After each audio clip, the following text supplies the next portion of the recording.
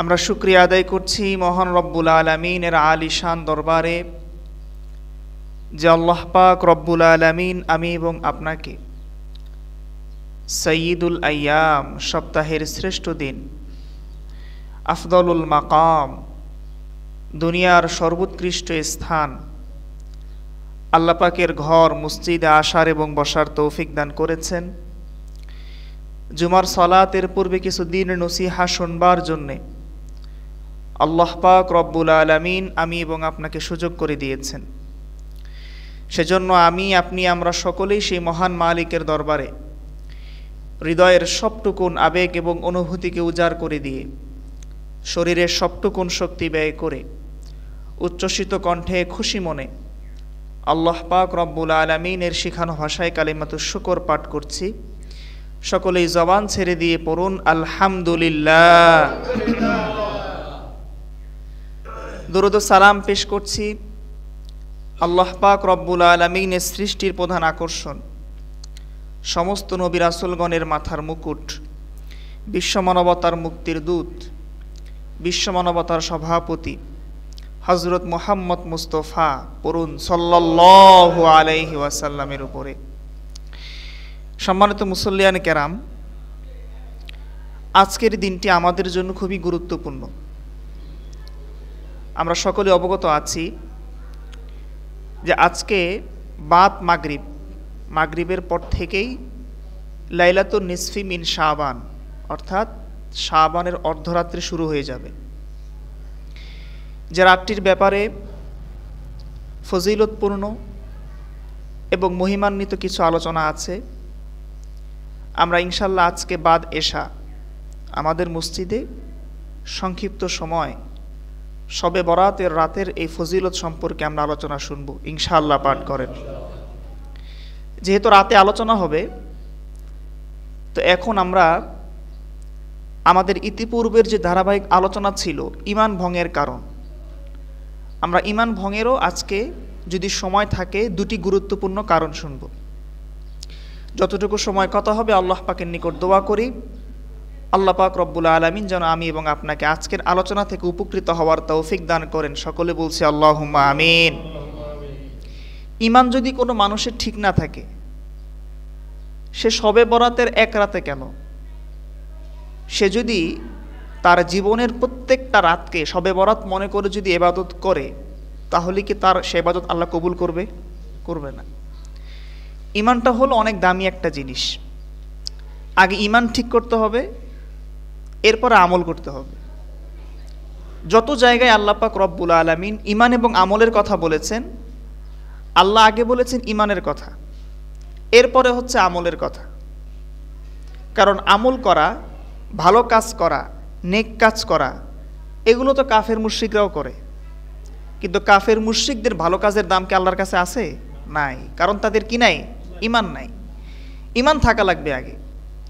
যখন কোনো মানুষের ঈমানটা মজবুত হবে, যখন কোনো মানুষের ঈমানটা আল্লাহ পাকের নিকট গ্রহণযোগ্য হবে, তখন সে বান্দা আমল করলে আল্লাহ পাক বান্দার আমলগুলো কবুল করবেন। তো সুতরাং যেহেতু শবে বরাত আজকে ইনশাল্লাহ, আমরা আমাদের ঈমান ভঙ্গের যে কারণের আলোচনা চলছিল আরও বাকি আছে, আজকে দেখি আমরা সংক্ষিপ্ত সময় আরও দুই একটা কারণ শুনব। প্রথমে আসুন, আজকে প্রথম ঈমান ভঙ্গের যে কারণটা বলবো সেটি হচ্ছে একাধিক বিয়েকে অপছন্দ করা। আমাদের দেশের পুরুষ সাধারণত একাধিক বিয়ে করে না, একটা বিয়ে করে, ঠিক কিনা বলেন? কারণ একাধিক বিয়ে যে পুরুষ করে তার ঘরের মধ্যে বিশ্বযুদ্ধ শুরু হয়ে যায় দুই বউয়ের মধ্যে, ঠিক কিনা? সংসার আলাদা, ঘর আলাদা, খাবারের পাতিল আলাদা, বাসন আলাদা, সব কিছু আলাদা আলাদা। তো একাধিক বিয়ের বিধান এটা কি মানুষের বানানো না আল্লাহর পক্ষ থেকে দেয়া? আরো জোরে বলেন, কার পক্ষ থেকে? আল্লাহর পক্ষ থেকে। আল্লাহ পাক রব্বুল আলামিন একজন পুরুষকে এই অবস্থা আল্লাহ দিয়েছেন। আল্লাহ বলেছেন ফাঙ্কিহু মা তাবা লাকুম মিনান নিসাই মাসনা ওয়া সুলাসা ওয়া রুবা। আল্লাহ বলেন যে তোমরা বিয়ে করো, তোমাদের যদি ভালো লাগে 2টা 3টা 4টা পর্যন্ত বিয়ে করতে পারবা, কোনো সমস্যা নাই।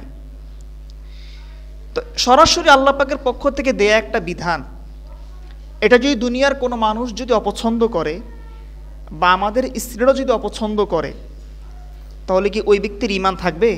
থাকবে না। খেয়াল করে শুনেন কথাগুলো। এখন কথা হচ্ছে একাধিক বিয়ের ব্যাপারে বললাম, এই জন্য আজকে গিয়ে বিয়ে আর একটা করে ফেলবেন তাই নাকি? বিয়ে একাধিক করারও তো শর্ত আছে নাকি? একাধিক বিয়ে করতে হলে আপনাকে স্ত্রীর ভরণ পোষণ দেওয়ার যোগ্যতা থাকা লাগবে, আপনার আর্থিক সামর্থ্য থাকতে হবে, শারীরিক শক্তি থাকা লাগবে। এখন আপনি দুর্বল মানুষ, আপনি মসজিদে আইসা একটু ওয়াজ শুনতে শুনতে ঘুমায় পড়েন, আপনি আরেকটা বিয়ে করলে চলবে? এরপরে একাধিক বিয়ের সবচাইতে বড় শর্ত হচ্ছে আপনি যদি প্রয়োজনে 2টা বিয়ে করেও থাকেন, 3টা বিয়ে করেও থাকেন, আপনাকে আপনার স্ত্রীদের মাঝে ইনসাফ বজায় রাখতে হবে। আল্লাহ বলেছেন ওয়া ইন খিফতুম আল্লাহ তাদিলু ফাওয়াহিদা, যে তোমরা স্ত্রীদের মাঝে যদি ইনসাফের ভয় করো, ন্যায় বিচারের ভয় করো, তাহলে তোমরা একটাই বিয়ে করো। কারণ আপনি একাধিক বিয়ে করার পরে আপনি একজন স্ত্রীকে সময় দিবেন 4 রাত, আরেকজনকে দিবেন 1 রাত, এটা জায়েজ হবে না। বরং প্রত্যেক স্ত্রীকেই তার হক কি করতে হবে? আদায় করতে হবে। অনুরূপভাবে আমার নবী হাদিসে পাকের মধ্যে বলেছেন, সাহাবী আবু হুরায়রা থেকে বর্ণিত, নবীজি বলেন যে ইদা কানা ইনদা রাজুলি ইমরাআতানে ফালাম ইয়াদিল বাইনাহুমা, যদি কোনো মানুষের 2 জন স্ত্রী থাকে আর ওই মানুষ যদি ওই 2 স্ত্রীর মাঝে ইনসাফকে যদি বজায় না রাখে, জাআ ইয়াউমাল কিয়ামাতি ওয়া শিক্কুহু সাকিতুন, সে কাল কিয়ামতের দিন আল্লাহর সামনে এমন অবস্থায় হাজির হবে তার দেহের একটা পাশ ভাঙা থাকবে। নাউজুবিল্লাহ পাঠ করেন। এজন্য একাধিক বিয়ের কথা শুনে বিয়ে করার আগে একটু চিন্তা ভাবনা করে কি করতে হবে? বিয়েটা করতে হবে। তো এখন কথা হচ্ছে যে আমাদের দেশে একাধিক পুরুষের একাধিক বিয়ে করার যোগ্যতা, সামর্থ্য সব কিছু আছে বললেই চলে, কিন্তু আমাদের স্ত্রীদের কারণে বা আমাদের দেশের যে কালচার, এই কালচারের কারণে সেটা অনেক পুরুষ করতে পারে না। প্রথমত স্ত্রী অপছন্দ করে যে স্বামী আমাকে ছাড়া আবার আরেকজনের বিয়ে করবে কেন? কারণ কোনো স্ত্রী চাই না যে তার স্বামীর ভাগটা সে আরেক নারীকে দিবে, ঠিক কিনা বলেন? সাংসারিক জীবনে যারা আছেন সবাই বুঝেন, আমরাও বুঝি। 2 নম্বর কথা হচ্ছে যে সামাজিকভাবে আপনি দেখবেন যে মানুষ 2টা বিয়ে করে, তার স্ত্রী খুব অসুস্থ, সে আরেকটা বিয়ে করছে তার শারীরিক চাহিদাকে মেটানোর জন্য, সমাজের মানুষ ওই লোকটাকে নিয়ে গালমন্দ করে যে লোকটার মনে হয় চরিত্র খারাপ, ঘরে একটা বউ রেখে আরেকটা বিয়ে করছে, এরকম বলে কি বলে না? বলেন। এটা আমার দেশের কালচারে আছে। আপনি আরব কান্ট্রিতে যান, সেখানে কিন্তু আপনি কালচার পাবেন না। তো কথা হচ্ছে যে একজন পুরুষের চরিত্রকে হেফাজত করার জন্য সময়ের ক্ষেত্রে বিবেচনায় তার অনেক সময় একাধিক বিয়ের প্রয়োজন হতে পারে। যেমন আপনি দেখেন কোনো মানুষের স্ত্রী অসুস্থ, 1 মাস 2 মাস বিছানায় পড়া, তখন যদি ওই পুরুষ যদি যুবক হয় তাহলে তার শারীরিক চাহিদা মিটাইতে হবে না? এখন আপনার স্ত্রী ক্যান্সার আক্রান্ত হয়ে গিয়েছে, আপনি তার জন্য স্যাক্রিফাইস করবেন, এটা তো ইসলাম বলে না। আবার দেখবেন যে অনেক সময় মহিলাদের একটা মাসিক প্রবলেম হয়, যখন বাচ্চা প্রসব করে তারপরে একটা প্রবলেম দেখা যায়। এই যে একটা সময় গ্যাপ যায় মহিলাদের, যখন একজন পুরুষের তার স্ত্রীর সাথে থাকার অনুমতি নাই আল্লাহর পক্ষ থেকে, সব কিছু ভেঙে বলতে হয় না, আপনারা তো বুঝেন। তো ওই সময়টাতে একজন পুরুষ তার যেন কষ্ট না হয়, তার চরিত্র যেন হেফাজতে থাকে, এই জন্য আল্লাহ পাক রব্বুল আলামিন একজন পুরুষকে কি একাধিক বিয়ে করার অনুমতি দিয়েছেন। কিন্তু কথা হচ্ছে যে আমাদের দেশের নারীরা কি এটা পছন্দ করে না। কিন্তু একাধিক বিয়ের অনুমতি যেখানে আল্লাহ পাক রব্বুল আলামিন নিজেই দিয়েছেন, যদি কোনো ব্যক্তি এই বিধানকে যদি কেউ অপছন্দ করে, মন থেকে যদি কেউ পছন্দ না করে, বা একাধিক কোনো পুরুষ যদি বিয়ে করে তার প্রয়োজনের স্বার্থে, তাকে যদি কেউ গালমন্দ করে, বুঝতে হবে ওই ব্যক্তির অন্তর থেকে ঈমান বের হয়ে যাবে, ঠিক কিনা বলেন? এজন্য আপনি আপনার মতো ভালো আছেন, ভালো থাকেন। আপনি একটা বিয়ে করে সুখে আছেন, এটাই ভালো আছে। এখন অন্যজনের তার একটা বিয়ের প্রয়োজন হইতেও পারে, ঠিক কিনা? আর আমাদের দেশের যে অবস্থা, একটা বিয়ে করে যে সুখে আছেন এটাই ভালো। আমরা যখন হাটাজারি মাদ্রাসায় পড়ি, তো আমাদের হাটাজারি মাদ্রাসার একজন সিনিয়র ওস্তাদ, তিনি 2টা বিয়ে করছেন। কয়টা? 2টা। তাকে একজন জিজ্ঞাসা করলো যে হুজুর আপনি এখন কেমন আছেন? আপনার 2 বউ, মাশাআল্লাহ আপনি অনেক সুখে আছেন মনে হচ্ছে। বলে আমি দুনিয়াতে কিছুটা জাহান্নামের উত্তাপ পাইতেছি। দুনিয়াতে জাহান্নামের কিছুটা কি পাচ্ছি? উত্তাপ পাচ্ছি। 2 জনের সামলানো যে কি কঠিন সেটা একমাত্র কে বুঝে? আমিই বুঝি।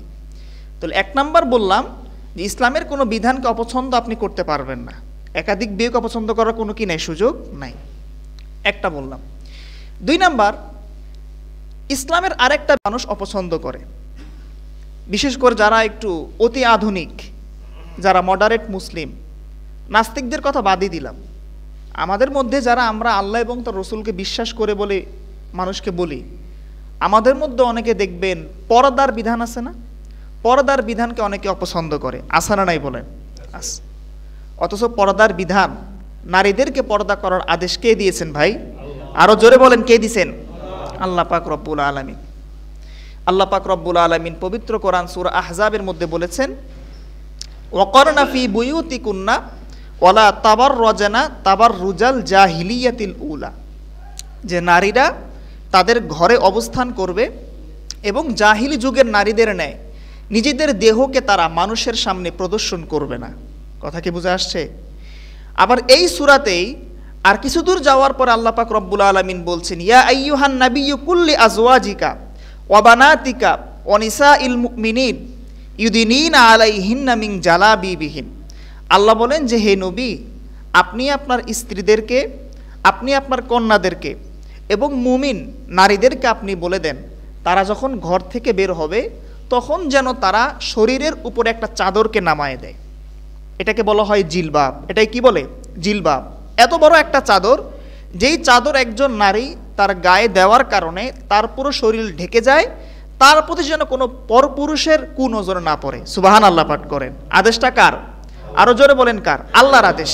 আল্লাহ আরো বলছেন, যালিকা আদানা আন ইউরাফনা ফালা ইউযাইন, যে কেউ যদি এরকম হয় যে এই বিধানটাকে পছন্দ করে না, তাদের জেনে রাখা উচিত যে কোনো নারী যদি পর্দা ছাড়া ঘর থেকে বের হয় তাহলে পরপুরুষ তার প্রতি একটা কুনজর দিবে না, তাকে উত্ত্যক্ত করবে, তাকে বিরক্ত করবে। করবে কি করবে না? এই যে আপনি দেখেন আজকে আমাদের দেশে যে সমস্ত মেয়েরা ইফটিজিংয়ের শিকার হয়, ধর্ষণের শিকার হয়, আপনি অধিকাংশ ক্ষেত্রে খোঁজ নিয়ে দেখবেন যে তারা কেউ পর্দা করে না, সব বেপর্দা চলাফেরা করে, ঠিক কি না? একজন পর্দাশীল নারী, তাকে দেখলে অটোমেটিক আরেকজন পুরুষ সম্মান করে, যে না, সে নারীটা পর্দা করে, চক্ষুকে অবনত করে চলে, সে মনে হয় একটা সম্ভ্রান্ত পরিবারের নারী। আর যে নারী নিজের দেহকে প্রদর্শন করে চলে, তাকেই পরপুরুষ, তাকেই অন্য কোনো বখারা যুবক উত্ত্যক্ত করে, ঠিক কি না? আল্লাহ নিজেই বলেছেন, যারা পর্দা করে এদেরকে কেউ বিরক্ত করে না, আর যারা পর্দা ছাড়া চলে এদেরকে পরপুরুষ কি করে? বিরক্ত করে। তো সুতরাং পর্দার যে বিধানটা আল্লাহ পাক রব্বুল আলামিন দিয়েছেন, আজকে এই পর্দার বিধানকে কটাক্ষ করার কোনো সুযোগ আছে? অথচ আমি আপনাদেরকে নাম নিচ্ছি না, আমাদের দেশের সাবেক প্রধানমন্ত্রী, একবার তার কাছে বোরকার ব্যাপারে প্রশ্ন করা হয়েছিল, তখন সে ব্যঙ্গ করে বলেছিল যে কম বয়সী মেয়েরা তারা বোরকা পরলে এদেরকে জীবন্ত টেন্ট মনে হয়। কি মনে হয়? জীবন্ত টেন্ট মানে হচ্ছে তাঁবু। তাঁবু আছে না, দেখবেন তাঁবুতে মানুষ ভিতরে ঢুকে বসে থাকে। তো বোরকা পরলে নাকি নারীদেরকে জীবন্ত টেন্ট মনে হয়। নাউজুবিল্লাহ পাঠ করেন। সরাসরি আল্লাহর একটা বিধানকে নিয়ে যে নারী কটাক্ষ করতে পারে, তার উপরে আল্লাহ পাকের গজব আসবে কি আসবে না বলেন? গজব আসছে, এবং আপনারা দেখতেছেন গজবের বিষয়টা। তো সুতরাং যারা বেহায়াপনায় চলাফেরা করে, যারা উলঙ্গপনায় চলাফেরা করে, আজকে বিশ্ব ভালোবাসা দিবস বাংলাদেশ সহ সারা বিশ্বে উদযাপিত হচ্ছে। এই দিনে আজকে যারা নিজের দেহকে প্রদর্শন করে চলবে, বুঝতে হবে ওরা সবগুলো শয়তানের মিশনকে বাস্তবায়ন করতেছে, ঠিক কি না? কারণ শয়তান সর্বপ্রথম আদম এবং হাওয়া আলাইহিস সালামকে সে জান্নাত থেকে যে বহিষ্কৃত করেছে, একটা নিষিদ্ধ গাছের ফল খাইয়েছে, এবং তার প্রথম যে মিশন ছিল সেটা হচ্ছে যে বনি আদমের শরীর থেকে পোশাক খুলে ফেলা। নাউজুবিল্লাহ পাঠ করেন। আদম আলাইহিস সালাম যখন সে নিষিদ্ধ গাছের ফল খেয়েছেন, আদম এবং হাওয়া আলাইহিস সালামের শরীর থেকে জান্নাতের পোশাক খুলে পড়ে গিয়েছে। তখন তারা তড়িঘড়ি করে জান্নাতের গাছের যে ছাল বাকল আছে, তারা এগুলো দিয়ে লজ্জাস্থানকে তারা আবৃত করেছে।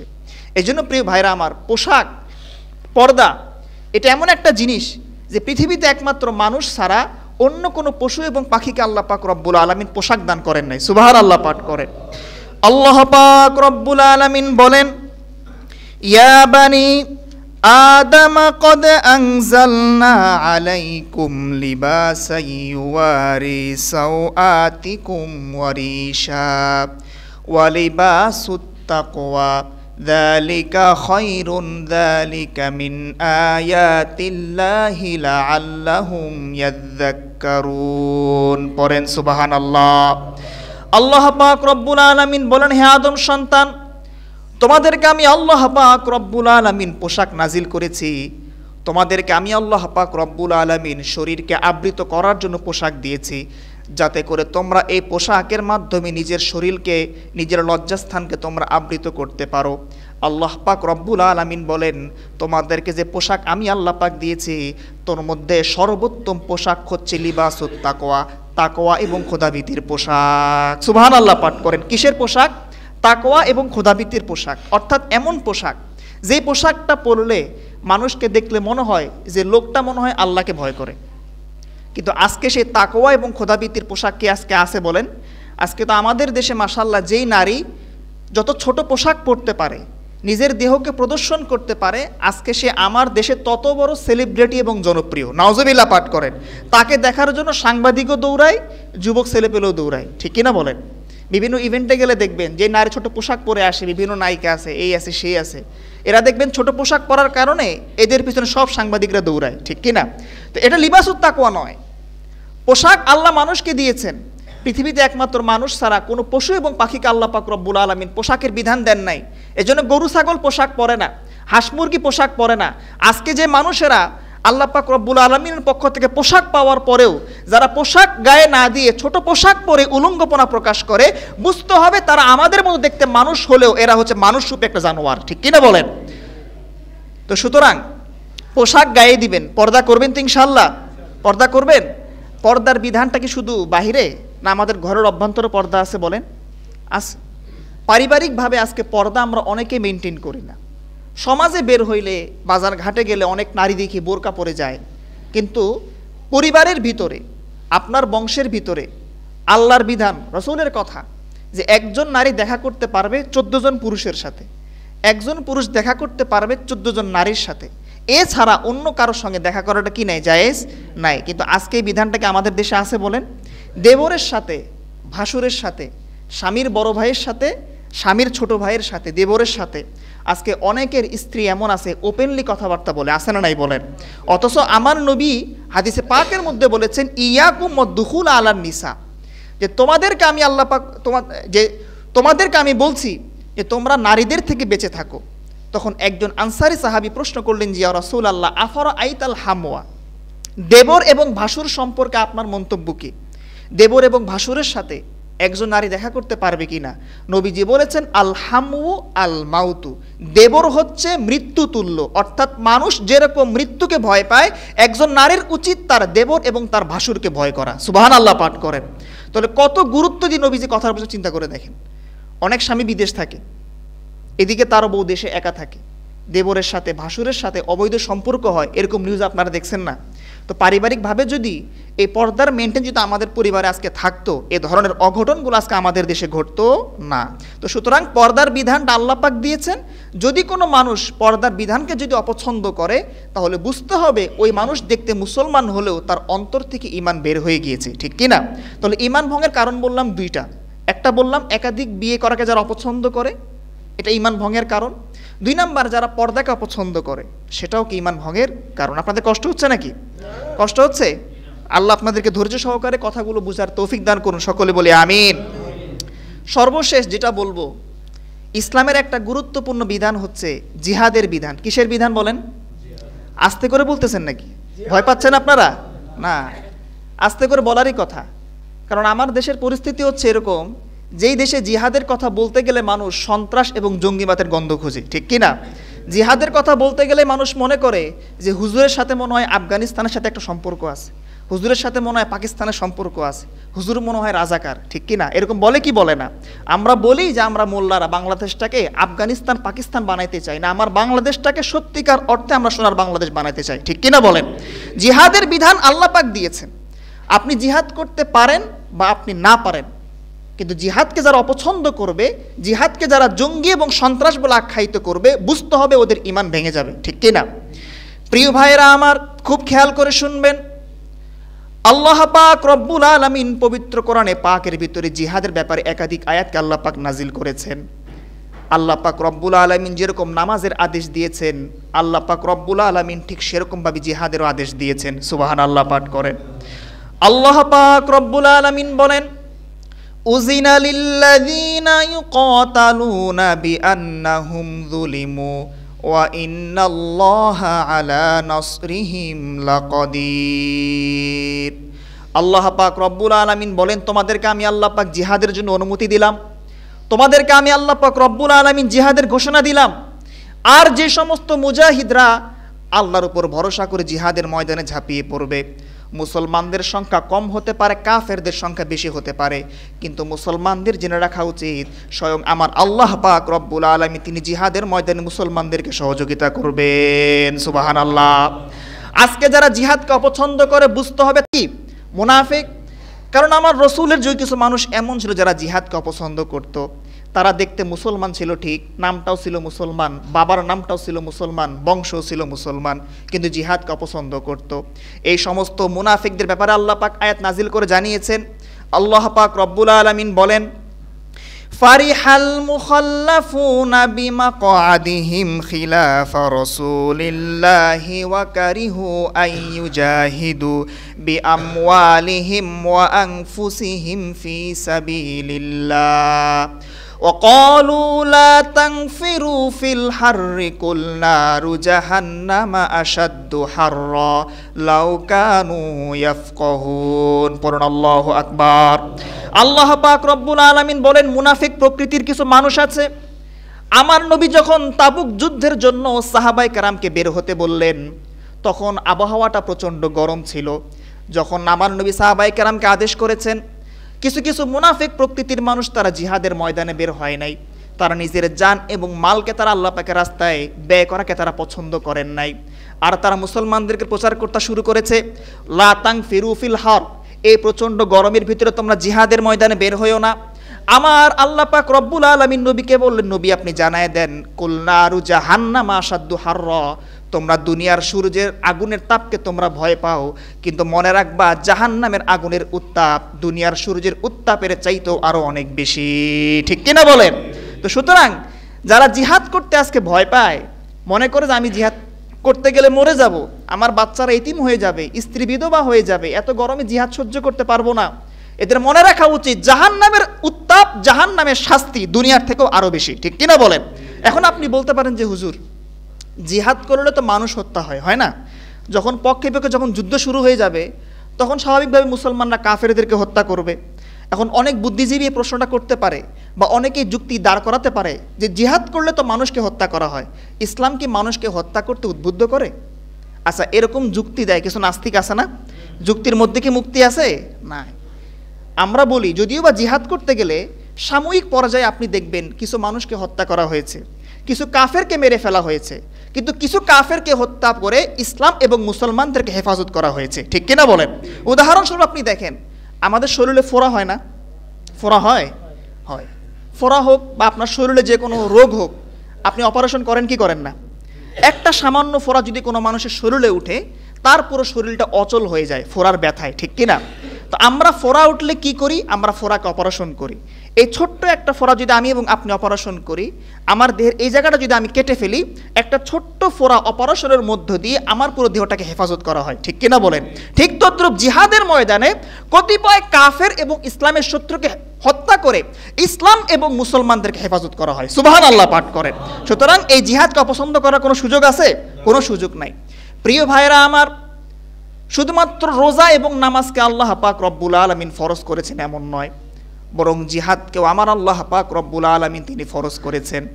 আল্লাহ পাক রব্বুল আলামিন বলেছেন, কুতিবা আলাইকুমুস সিয়াম, তোমাদের জন্য আমি আল্লাহ পাক রোজাকে ফরজ করে দিলাম। ঠিক একই শব্দ দিয়ে আল্লাহ পাক বলেছেন, কুতিবা আলাইকুমুল কিতাল, জিহাদকে আমি আল্লাহ পাক রব্বুল আলামিন তোমাদের জন্য ফরজ করে দিলাম। সুবহানাল্লাহ পাঠ করেন। একই শব্দ দিয়ে আল্লাহ পাক রোজার ফরজকেও বিধান করেছেন, আবার একই শব্দ দিয়ে আল্লাহ পাক রব্বুল আলামিন তিনি জিহাদকে ফরজ করে দিয়েছেন। সুবহানাল্লাহ পাঠ করেন। এই জিহাদ যারা করবে, যারা কিনা আল্লাহ পাক রব্বুল আলামিন রাস্তায় শহীদ হয়ে যাবে, যারা কিনা মুজাহিদ হবে, এদের মর্যাদা আমি এবং আপনার থেকে কম না বেশি?